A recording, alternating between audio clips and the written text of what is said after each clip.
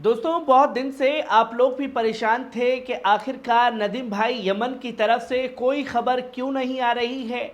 Yemen क्या डर गया है और अगर यमन को यही करना था तो वो जंग में कूदा क्यों।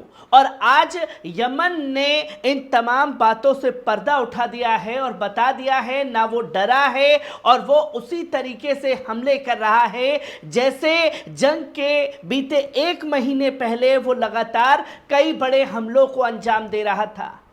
जहां यमन ने आज महज 16 घंटे के अंदर 3 बड़े हमले जो हैं वो अमेरिकी इजराइल के शिप को निशाना बना करके किया है, जिसकी जानकारी खुद याह्या सारी जो यमन आर्म फोर्स के जनरल हैं उन्होंने ये जानकारी दुनिया के साथ साझा की। जो कि आप साफ तौर पर देख सकते हैं कि याह्या सारी ने साफ तौर पर कहा कि हमने 16 घंटों के अंदर अमेरिका इजराइल के 3 जहाज़ों को लगातार निशाना बनाया है, जिसमें एक जहाज़ पर 18 लोग शामिल थे जो अमेरिका से थे और 4 लोग जो हैं वो ग्रीक देश से जुड़े हुए थे।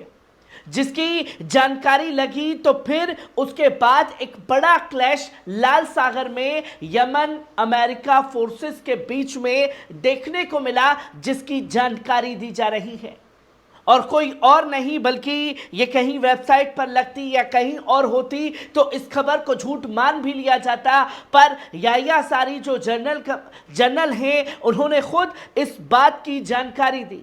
और जब इस बात की जानकारी याह्या सारी द्वारा दी गई है तो खुद है वेबसाइट उसने भी इस खबर की पुष्टि की और ये बताया कि हाँ, 16 घंटे के अंदर अमेरिका इजराइल के 3 बड़े जहाज़ों को अदन सागर में निशाना बनाया गया है, जहां एक हमला जो है तकरीबन 11:51 पर किया गया, जो कि सुबह के वक्त में 11:51 पर यह बड़ा हमला जो है वो किया गया। वहीं इसके साथ साथ ये बताया गया कि 12:07 पर दूसरा हमला जो है यमन की बैलिस्टिक मिसाइलों और ड्रोनों द्वारा किया गया। फिर जानकारी अमेरिका द्वारा ये साफ तौर पर दी गई कि 1:26 पर फिर दोबारा जो है ये हमला किया गया अदन सागर में, जो कि ये साफ तौर पर बताता है कि उसने कई जहाज़ों को निशाना बनाया, जिसमें तकरीबन अमेरिका के 18 लोग शामिल थे, 4 जो हैं वो ग्रीक देश के शामिल थे। और इस तरीके से एक पैनिक फैल गया अदन सागर के अंदर कि बड़ा हमला हो गया है। और ये भी जानकारी दी गई कि हाँ, हमला हुआ ज़रूर और उस हमले को हमने हवा में ही नाकाम करने का काम किया है, जो कि ये अमेरिका द्वारा दावा किया है। पर यमन ने यह बताया कि हाँ, हमने हमला किया है और ये पहले ही अंदेशा लगाया जा रहा था और अमेरिका की कई वेबसाइट ये खुल करके ऐलान कर रही थी कि बड़ा हमला जो है यमन करेगा और बड़े जंग की तैयारी जो है वो यमन कर रहा है। और यमन ऐसा नहीं है कि बिल्कुल इस जंग में शांत बैठ गया था, बीते एक महीने से कोई हमला नहीं कर रहा था। पर आपको यह जानना समझना ज़रूरी है कि जब ईरान ने 13 तारीख को इजराइल के ऊपर 500 से ज़्यादा मिसाइलें और ड्रोन दागने का काम किया, उसमें से 80 ड्रोन और मिसाइल यमन की तरफ से भी दागी गई थी इजराइल के शहरों के ऊपर, जिसकी जानकारी खुद याह्या सारी द्वारा दी गई है। और दुनिया ने देखा कि यमन ने किस तरीके से अपना हर जगह लोहा मनवाया है। और जब यमन के जरिए बड़े हमले हो रहे हैं तो बड़े बड़े एक्सपर्ट और अमेरिका के जो राजदूत हैं वो खुल करके कह रहे हैं कि यमन को रोकने के लिए अरब देशों को आगे आना पड़ेगा, हमारी मदद करनी पड़ेगी, वरना पूरा जो अर्थव्यवस्था चौपट की है यमन ने अमेरिका और इजराइल की, उस पर गहरा असर हो रहा है। और ये बिना अरब देशों के इन्वॉल्वेशन के बाद जो है वो संभव नहीं हो सकता और तमाम देशों को आगे आना चाहिए, जो कि अमेरिका के राजदूत द्वारा ये ऐलान किया जा रहा है। और ये एक तरीके से यमन की ताकत का लोहा मानने के लिए मजबूर हुआ है अमेरिका। आप अंदाजा लगाइए कि एक तरफ सुपर पावर अमेरिका जो पूरी दुनिया को अपने हथियारों के जखीरे बांटता है कहीं जंग हो तो, और उसके साथ साथ यमन को रोकने के लिए 20 देशों का एक झुंड तैयार किया गया ताकि यमन रुक जाए। और 4 से 5 महीने हो चुके हैं, क्योंकि जंग के 1 से 1.5 महीने बाद यमन इस जंग में कूदा था। तकरीबन 4.5 महीने जो हैं यमन से भी जंग के इजराइल को हो रहे हैं। और उस बीच जब यमन लगातार बड़ी बड़ी मिसाइलें दाग रहा था तो वो कभी जॉर्डन में, कभी सीरिया में, कभी इराक में गिर रही थी। लोग साफ तौर पर पूछ रहे थे कि आप ये बताएं नदीम भाई, क्या असर हो रहा है यमन के हमलों का।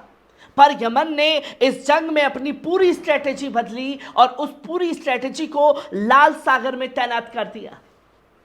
और जब वो पूरी प्लानिंग लाल सागर के अंदर लगा दी गई और साफ तौर पर ऐलान कर दिया गया कि अगर कोई भी जहाज इजराइल की तरफ जाएगा, वो किसी भी देश का क्यों ना हो, हम उसे निशाना बनाएंगे। हमारी किसी और मुल्क से कोई दुश्मनी नहीं है, हमारी बस ये मांग है कि गाजा के अंदर नरसंहार इजराइल द्वारा रोका जाए।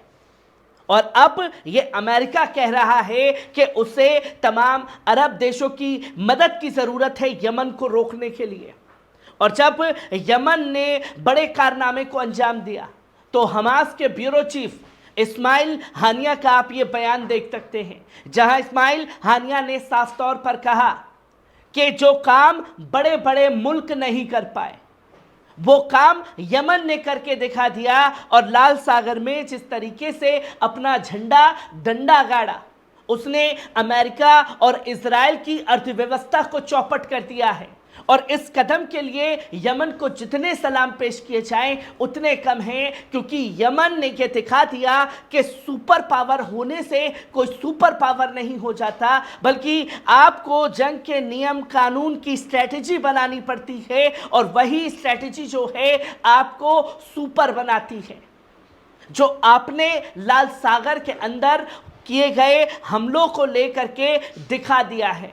और ये कौन कह रहा है? हमास के ब्यूरो चीफ, जिन्होंने ये कहा कि पूरी अर्थव्यवस्था जो है वो चौपट कर दी गई है, क्योंकि ये लगातार तस्वीर थी कि आखिरकार कैसे बड़े बड़े देश पीछे हट रहे हैं अब यमन को लेकर के, जो कि बीते कुछ दिन पहले जर्मनी की तरफ से भी यही कदम उठाया गया, जो उसने अपनी युद्धपोत फ्रिगेट को तैनात किया था इसलिए कि जो भी हमले यमन की तरफ से किसी और जहाज के ऊपर होंगे तो हम उसे बचाने का काम करेंगे।